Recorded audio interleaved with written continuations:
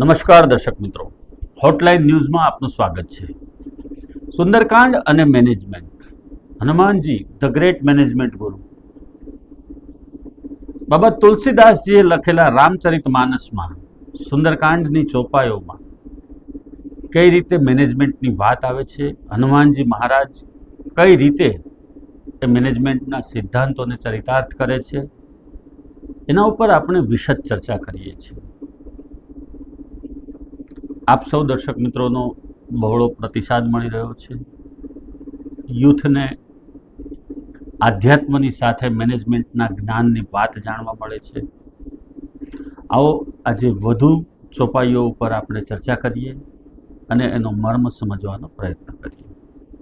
સોઈ વિજય બિન ગુણ સાગર, તાસુ સુજસૂત્રે લોક ઉજાગર, પ્રભુ की कृपा भयऊ सब काजू, जन्म हमार सफल बा आजू, नाथ पवन सुत किन्हीं जो करनी, सहस हूँ मुख न जाय सो बरनी, पवन तनय के चरित सुहाए, जामवंत रघुपति सुनाए, सुनत कृपा निधि मन अति भाए, पुनि हनुमान हरस हिर लाए, कहु तात के ही भाति जान की, रहति करति रक्षा स्व प्राण की.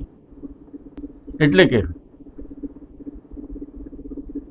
જાંબુવંતજીએ પ્રભુ શ્રી રામને કહ્યું કે આ પવનપુત્રએ જે કાર્ય કર્યું છે લંકામાં જઈને એનું વર્ણન થઈ શકે એમ નથી. એટલી વીરતાપૂર્વક તેઓ આપનું કાર્ય કરી અને પરત આવ્યા છે. અને આવનારા દિવસોમાં લંકામાં જવા માટેનું શું પ્લાનિંગ કરવું એનું પણ સંપૂર્ણ મેપ એમણે તૈયાર કરી રાખ્યો છે. એમના બળ અને બુદ્ધિ વિશે કોઈને પણ હવે કોઈ શંકા રહે એ વાત જ શક્ય નથી. અશક્ય લાગતા કામને જ્યારે તમે ચરિતાર્થ કરો છો, પૂર્ણ કરો છો, સંપન્ન કરો છો, ત્યારે તમારી ટીમના જે સૌથી સિનિયર લીડર છે એ પણ તમારી કાર્ય પદ્ધતિને, કાર્યને વખાણે છે. અને તમે જે પરાક્રમ કર્યું છે, તમે જે કાર્ય કર્યું છે, તમે જે એમઓયુ માટેના પ્રયત્ન કર્યા છે, તમે જે પ્રમાણે સામેની કંપનીના જે તમામ કર્મચારીઓ, બોસ, સીઈઓ, મેનેજર સહિતના તમામને કન્વિન્સ કરી અને તમારા બળ, બુદ્ધિ અને વિવેકનો પરિચય આપી અને કાર્ય સંપન્ન કરી અને પરત આવો છો, ત્યારે આ પ્રકારનું વાતાવરણ સર્જાતું હોય છે. એને માટે થઈને અષ્ટસિદ્ધિ નવનિધિ કે દાતા હનુમાનજી મહારાજની કૃપા હોવી જોઈએ તમારા ઉપર. તમારામાં બળ, બુદ્ધિ અને વિવેક હોવો જોઈએ, વાણી, વર્તન અને વિવેક હોવો જોઈએ. આ તમામ વસ્તુઓનો સમન્વય થાય ત્યારે તમારી ટાસ્ક પૂરી થતી હોય છે, તમારું કાર્ય સંપન્ન થતું હોય છે. તમે જે કાર્ય કરવા માટે ગયા છો એને માટે તમામ પ્રકારના હથગંડાઓ તમારે અપનાવવા પડે છે. ક્યારેક તમારે તમારી શક્તિનો પરિચય આપવાનો છે, ક્યારેક તમારી બુદ્ધિનો પરિચય આપવાનો છે, ક્યારેક તમારે વાણી અને વિવેકથી વાત કરવાની છે. અને સૌથી મહત્ત્વની વાત, તમારી વાતની અંદર નરમાશ અને કુમાશ હોવી જોઈએ અને કન્વિન્સિંગ પાવર હોવો જોઈએ. હનુમાનજી મહારાજે જ્યાં શક્તિ બતાવવાની છે ત્યાં શક્તિ બતાવી છે. લંકાના દરબારમાં રાવણને જ્યાં લલકારવાનો છે ત્યાં લલકાર પણ ફેંક્યો છે.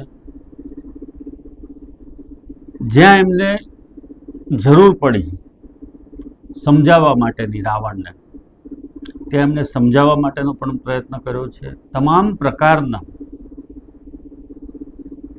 જે પ્રયત્નો કરવાના હોય છે કાર્ય સફળતા માટેના, એ તમામ વસ્તુઓ એમણે કરી છે. રાવણની લંકામાંથી કાર્ય સિદ્ધ કરી અને પરત આવવું એ ખૂબ મોટી વાત છે. અને હનુમાનજી જેવા પ્રભુના પરમ ભક્ત હોય એ જ કરી શકે.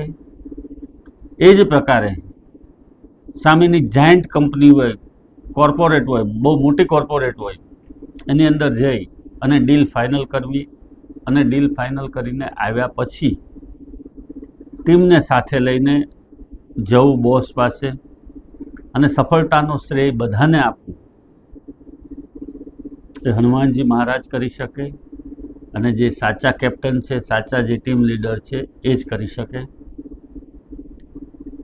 જાંબુવંતજી અને હનુમાનજી વચ્ચેના સંવાદ ઉપરાંત આ સમગ્ર બાબતની અંદર કંપનીમાં પરત આવ્યા પછી જે પ્રમાણેનું વાણી વર્તન છે હનુમાનજી મહારાજનું, એના ઉપરથી પણ પ્રેરણા લઈ શકાય એવી આ બધી વાતો છે.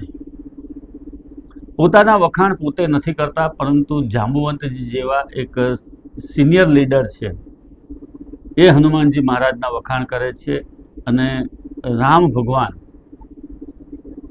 એને તમામ વાતો જાંબુવંતજીને પૂછે છે.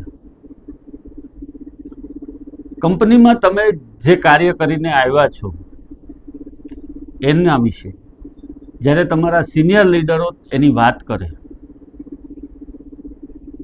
એવું પરાક્રમ તમે કર્યું હોય ત્યારે જ આ વસ્તુ શક્ય બને છે. આવા પ્રકારના વિડીયો તમને જોવા ગમતા હોય તો હોટલાઇન ન્યૂઝ ચેનલને લાઇક, શેર અને સબસ્ક્રાઇબ કરો.